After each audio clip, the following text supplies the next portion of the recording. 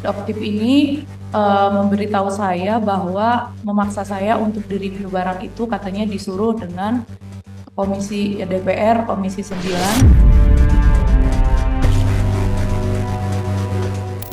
Dan yang paling saya sedihkan itu berdampak pada anak saya tentunya. Apakah ini sindikat? Kan begitu ya. Kami tetap melakukan dugaan bahwa ini adalah merupakan sindikat.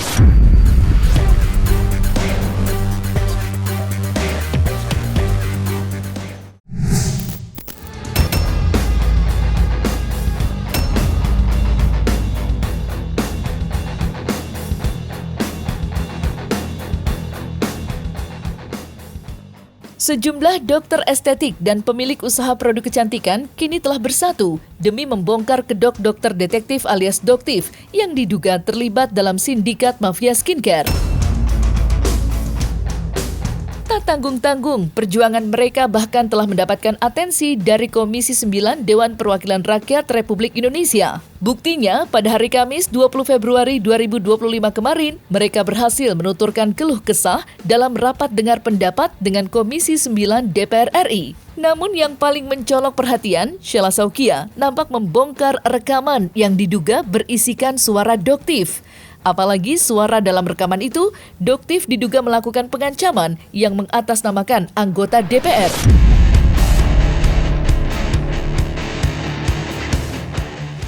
Ada satu kejadian yang membuat saya janggal.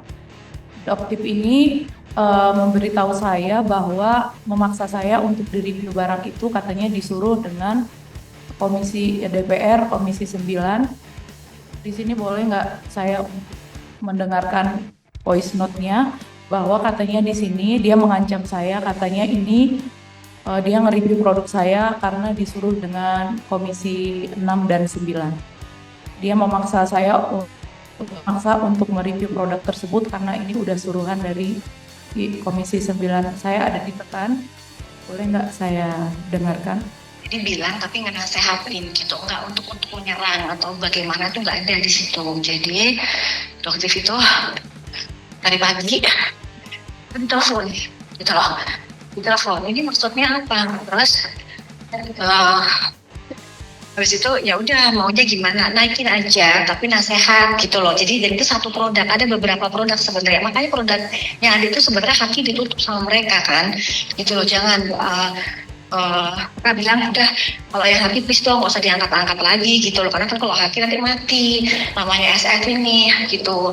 Nggak apa-apa SS tapi dinasehatin aja dalam bentuk ya ayo yuk barengan gitu bikin sini, bukan yang kayak seperti nyerang gitu, enggak gitu loh, tapi harus diangkat deh. Nggak mungkin nggak diangkat, nggak mungkin, udah tahu gitu loh, mereka tuh udah cek sendiri.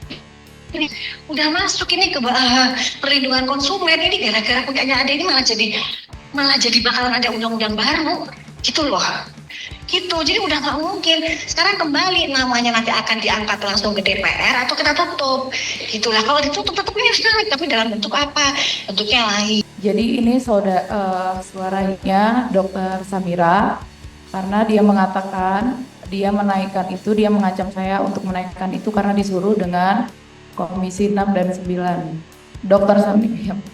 Dokter Samira itu dokter detektif. Iya, benar. Boleh disebutkan. Iya, biar kita tahu. iya. Jadi kerusuhannya tuh kita tahu dokter Samira itu sama dengan dokter detektif. Iya.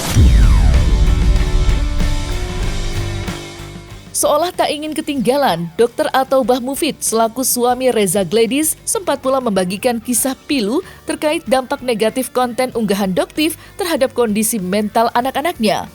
Di mana kini sang buah hati diduga menjadi korban perundungan akibat unggahan di media sosial dokter detektif.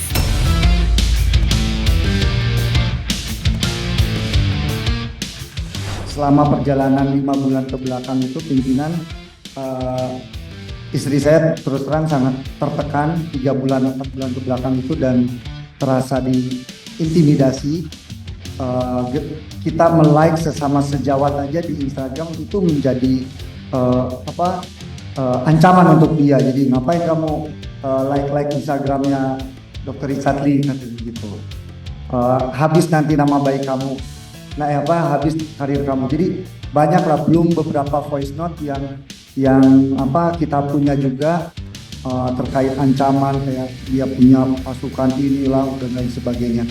Nah itu sangat mengerikan sebenarnya untuk saya dan miris juga karena terus terang kita sesama sejawat itu sama dengan saudara kandung itu pimpinan. Jadi harusnya apapun yang kita permasalahkan itu bisa diselesaikan secara tabayun gitu, bertemu berdua. Ternyata pas bertemu berdua pun tidak ada solusi. Jadi maksudnya dia baik tapi tekanan itu tetap ada ke istri saya. Dan yang paling saya sedihkan itu berdampak pada anak saya pimpinan. Dan itu anak saya ya sangat malu gitu di sekolah karena dibilang orang tuanya penipu dan lain sebagainya. Dan itu sangat menyedihkan buat saya. Dan yang terakhir adalah saya diajak ketemu oleh dokter detektif dan disitulah terjadi peristiwa dugaan pemerasan. Dan proses ini sudah saya laporkan kepada Polda Metro Jaya.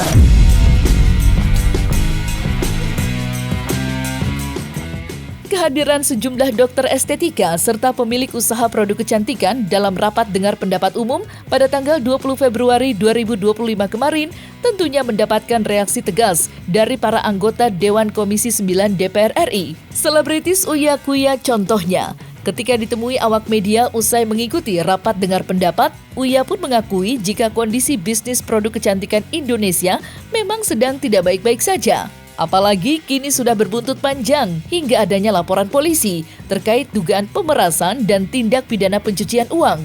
Namun di sisi lain, Uya Kuya pun berharap jika kasus ini tidak akan mengurangi atensi penegak hukum untuk memberantas pabrik-pabrik produk kecantikan yang menyalahi aturan. Lantas seperti apa penjelasan lengkap Uya Kuya terkait hal itu?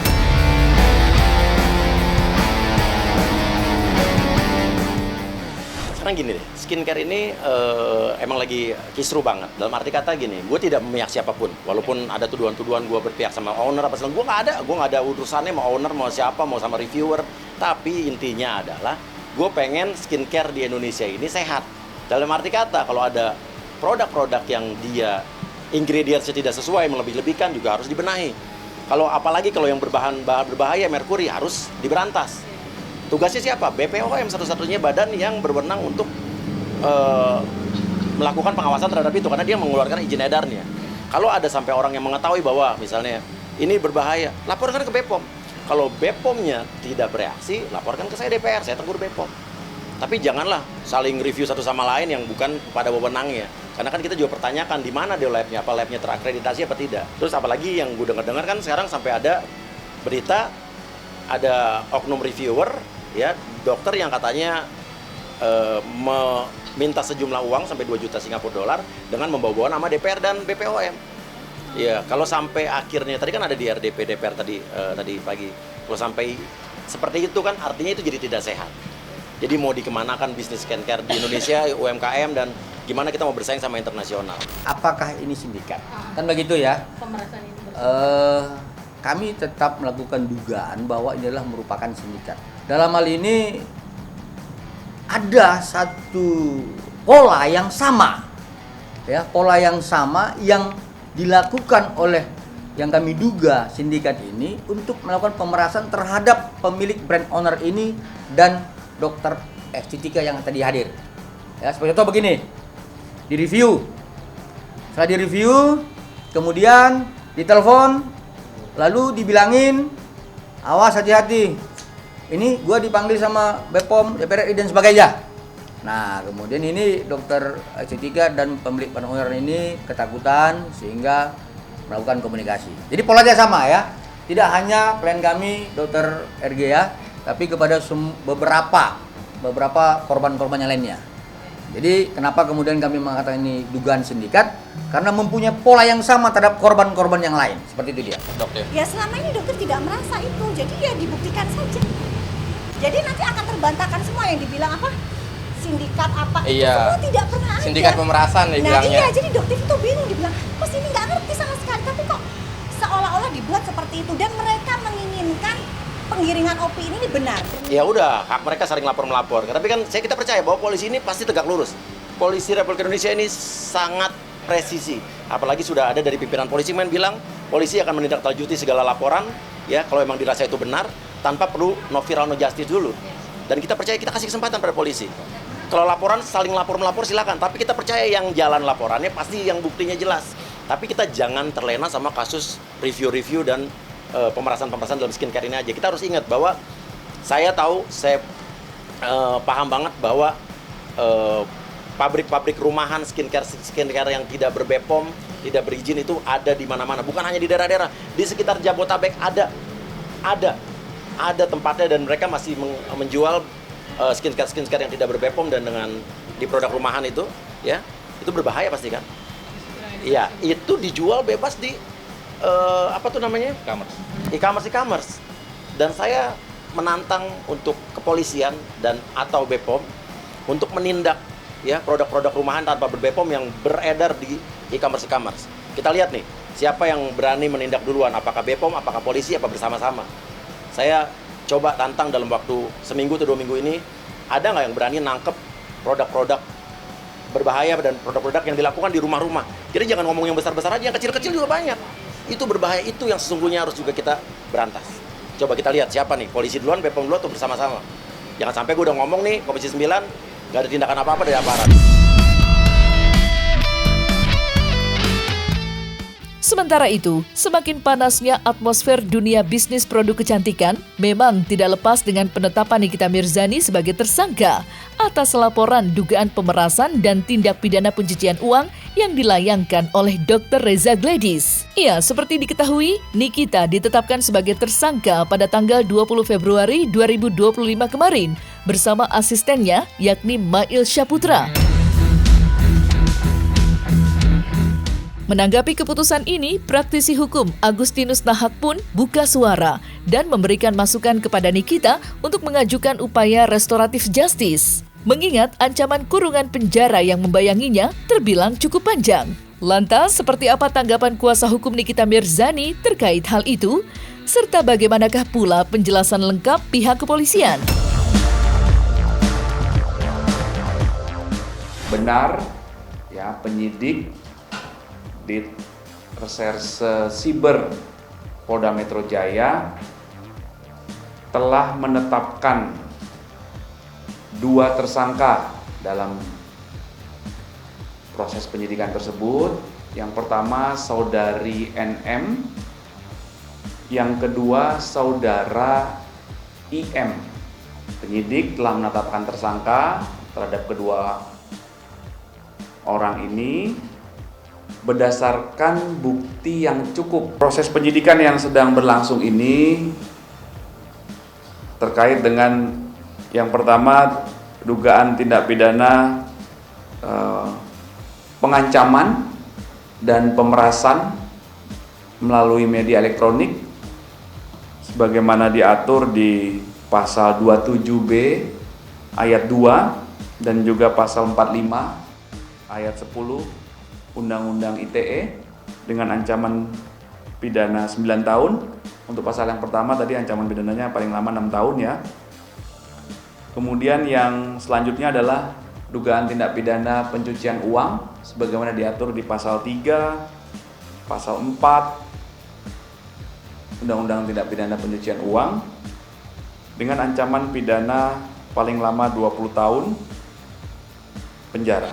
Jadi kalau saya melihat bahwa ketika tadi dari Humas ya ada yang menyampaikan ke publik bahwa status NM dan juga asisten yang telah jadi tersangka, saya juga kaget juga ini.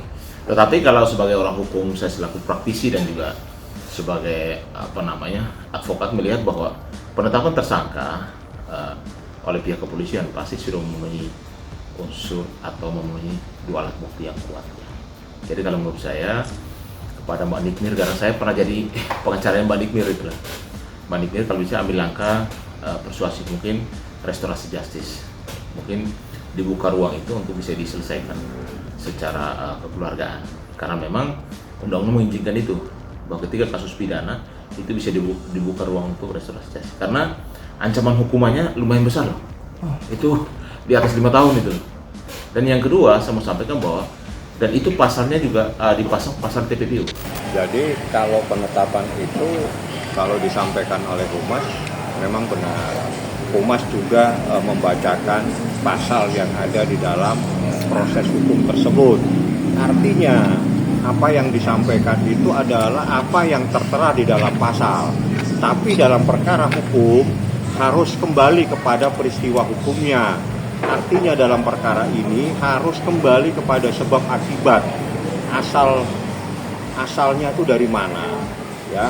Jadi sebagaimana yang Nikita juga sampaikan, Niki itu tidak kenal dengan yang bersangkutan. Mail pun tidak kenal, tapi mereka yang menghubungi terlebih dahulu, termasuk Mail berapa kali dihubungin, kalau nggak salah lebih dari 1 kali, dan dia sendirilah yang berkomunikasi dan menawarkan. Pada detik terakhirnya dia menyatakan tolong diingatkan supaya kalau sudah November seingat saya ya, itu tolong diingatkan supaya dia akan bisa membayar kembali. Kan menimbulkan pertanyaan, jika memang ini ada ancam mengancam, peras memeras, saya pikir bukan seperti ini peristiwanya. Pada intinya bahwa kami dari penasihat hukum sangat yakin dengan apa yang kami majukan. Sudah, itu aja. Dan ini sindikat, bukan kami sindikat.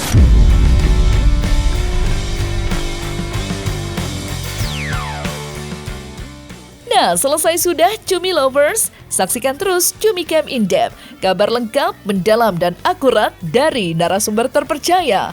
Dan jangan lupa untuk like, subscribe, dan juga share channel YouTube Cumi Cumi.